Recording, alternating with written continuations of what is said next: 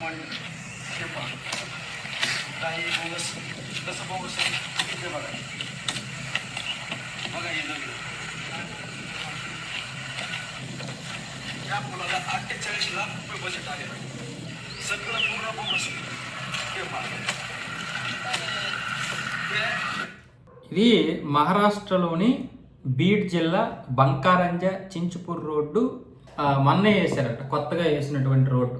ఇది వాహనదారులకి సెక్యూరిటీగా రక్షణగా వేసినటువంటి ఈ దిమ్మెల్ని ఇలా కొడితే పగిలిపోతున్నాయి.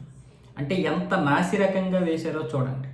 ఇప్పుడు దీన్ని ఒక జర్నలిస్టు ఆ నాసిరకాన్ని వీడియో తీస్తూ చూపించాడు. తప్పేమీ లేదు, ఇలాంటివి ప్రశ్నించగలగాలి.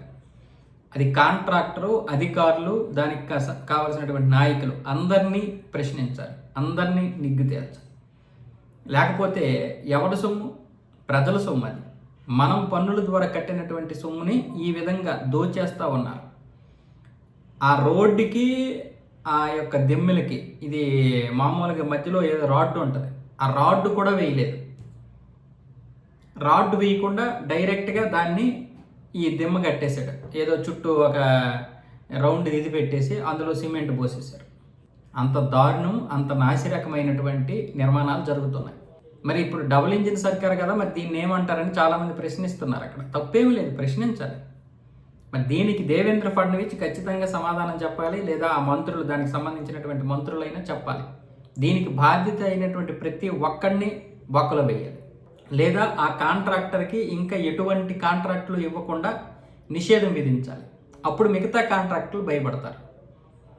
అయితే ఇక్కడ కాంట్రాక్టులది మాత్రమే తప్పు అనలేము. కాంట్రాక్టరు ఒక 15-20% మిగిల్చుకోవాలి, మిగతాదంతా దీని మీద పెట్టాలి. కానీ ఇక్కడ అధికారులు ఊరుకుంటారా? అధికారులు తినేస్తున్నారు. అధికారులు మాత్రమే కాదు, పైన ఉన్నటువంటి నాయకులు కూడా తినేస్తున్నారు. ఇంకా ఈ రోడ్డు మీద ఉన్నటువంటిది ఏంటి అంటే 30-35%, మహా అయితే గొప్పగా చేస్తే 40% ఆ ప్రాజెక్టుకి ఖర్చు పెడుతున్నారు, 60% తినేస్తున్నారు. ఇందులో ఎటువంటి సందేహము లేదు. అందుకే మన దేశంలో నాసిరకమైనటువంటి ప్రాజెక్టులు తయారవుతుంది. దీని మీద ప్రభుత్వాలు స్పందించగలగాలి, దీని మీద ప్రభుత్వాలు దృష్టి పెట్టాలి. లేకపోతే ఇలాంటి దరిద్రమైనటువంటి రోడ్లే తయారవుతాయి. ఎంతోమంది రోజు యాక్సిడెంట్లు చనిపోతూ ఉన్నారు. దానికి కారణం కూడా నాసిరకమైనటువంటి రోడ్లు ఉన్నాయి.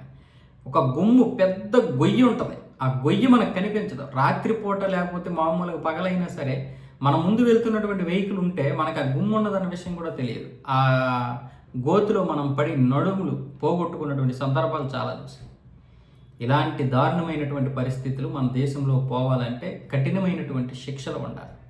అది కాంట్రాక్ట్ మీద మాత్రమే కాదు, కాంట్రాక్టర్తో పాటు అందరి మీద కూడా శిక్షలు వేయాలి. కానీ శిక్షలు వేసినటువంటి వాడే అవినీతికి పాల్పడితే ఇంకా ఎక్కడ శిక్షలు దొరుకుతాయి? ఇంకెక్కడ శిక్షలు వేయగలుగుతారు? పోలీసులు ఏం చేయగలుగుతారు? పైన రాజకీయ నాయకులు ఉన్నారంటే ఖచ్చితంగా ఇలాంటి వాటిని నిర్మూలించగలగాలి.